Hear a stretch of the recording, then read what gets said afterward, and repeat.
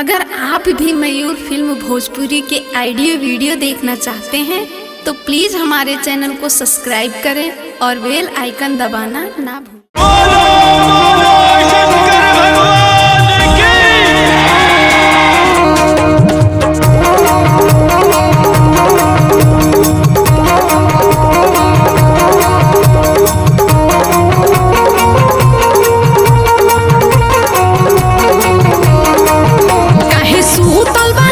जागी भोले दानी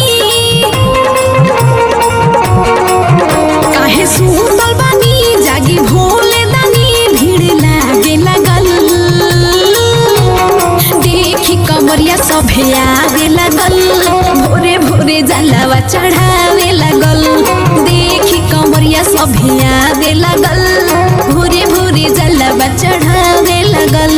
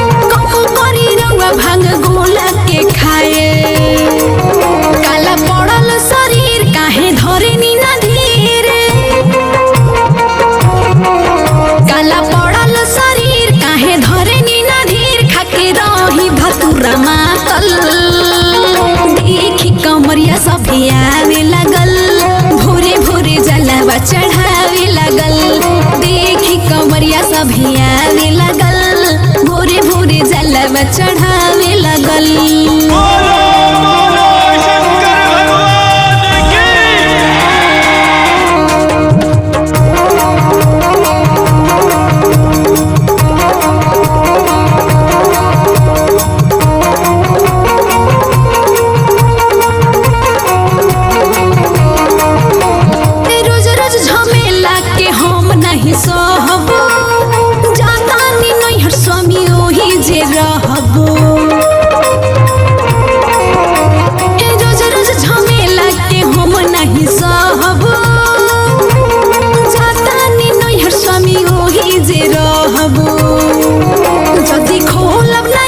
चली जाइब हम आज,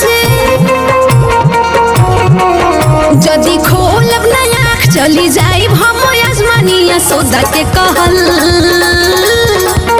देखी कमरिया सभे आवे लगल, भोरे भोरे जलवा चढ़ावे लगल, देखी कमरिया सभे आवे लगल, भोरे भोरे जलवा चढ़ावे लगल। काहे सुतल बानी, जागी भोले दानी, भीड़ लागे लगल,